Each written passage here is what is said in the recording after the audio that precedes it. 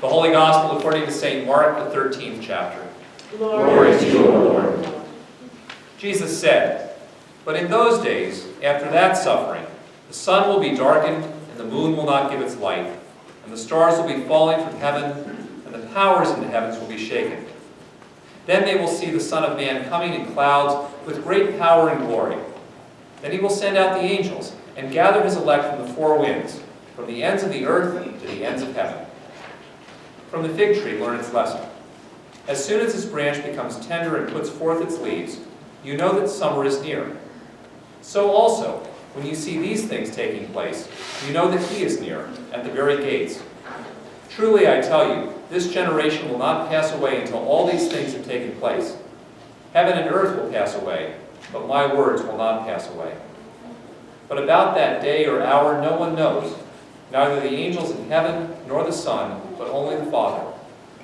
Beware, keep alert, for you do not know when the time will come. It is like a man going on a journey, when he leaves home and puts his slaves in charge, each with his work, and commands the doorkeeper to be on the watch.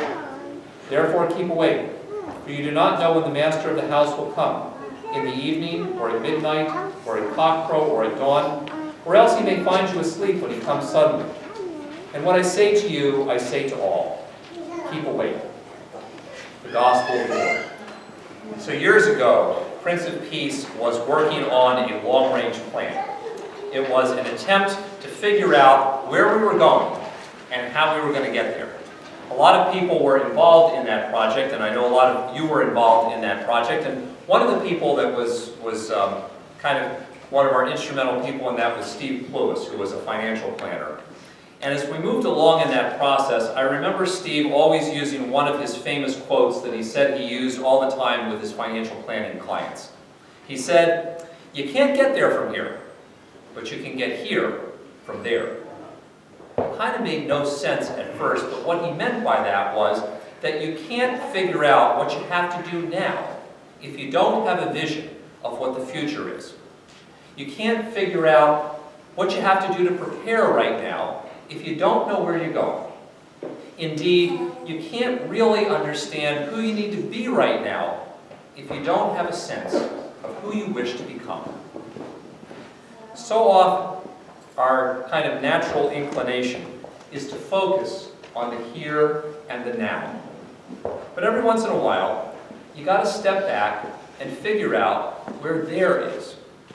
Because whether it's financial planning, long-range planning for the church, or your own spiritual growth, having a vision of there is important because you really can't get there from here, but you can get here from there. And that's why, counterintuitively, Advent always begins not with the beginning of the gospel, but with the end. Today's gospel reading is the very end of Mark's gospel, or the very end of it before Jesus goes into Jerusalem to die. These words of Jesus are the very last things he says before he enters Jerusalem. And when Jesus speaks, he speaks of the last days. He says, "Then they will see the Son of Man coming in the clouds with great power and glory. Then he will send out the angels and gather his elect from the four winds, from the ends of the earth to the ends of heaven." It's Jesus' way of saying, this is where there is. The end of all of this is you belong to God. You will be gathered from wherever you are and whatever has happened to you. And nobody and nothing can separate you from God's love and from God's peace. That is where there is. And there, that vision of there, is supposed to change who we are here and now, and how we're called to live here and now. That's why we always begin Advent with there. There gives us a vision of what here is supposed to be. And because of the vision of there, here is supposed to be a time that is filled with a sense of transcendence in the midst of all of the mess that so often makes us crazy in the here and now. It is so easy to get caught up in the crisis du jour that we lose perspective. Sometimes these apocalyptic images that we read about, and that we've been reading about for the last few weeks, these images of there, they contain images of wars, famines, all kinds of the sun and the moon being darkened, earthquakes, things that still scare us today.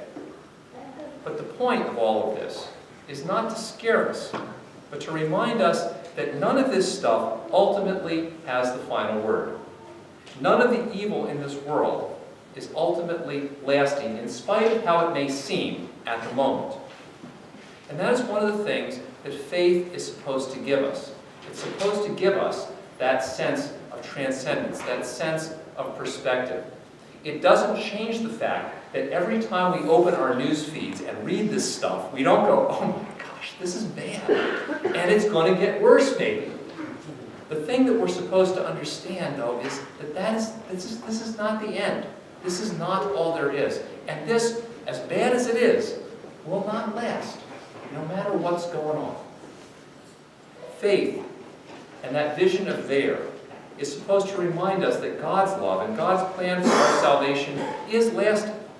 And that's supposed to change how we look at and face difficult realities in our lives, right here and right now. And if that's the case, then the vision of there is also supposed to give us a sense of purpose. If there is the fullness of God's love and God's peace, then rather than sit around and wait for it, we're called to be people who give the world a taste of there, right here and right now. Without kidding ourselves into thinking that somehow or other we are going to fix the world and we're going to change all of this stuff, that we're going to conquer all this stuff that finally only God can conquer. You know, a lot of people, they see evil and difficulty in the world, and they say, you know, I've struggled hard to feed the hungry and to make peace with my neighbors and to be somebody who helps bring about positive change in the world, and I don't seem to be making any progress on this. And the thing about the visions that we have, all these apocalyptic visions in the New Testament, not a single one of them ever ends up with Jesus returning at the end of time and saying, hey, you guys followed my commands so well, you cleaned up all the mess. I don't even need to be here. Keep up the good work. Bye.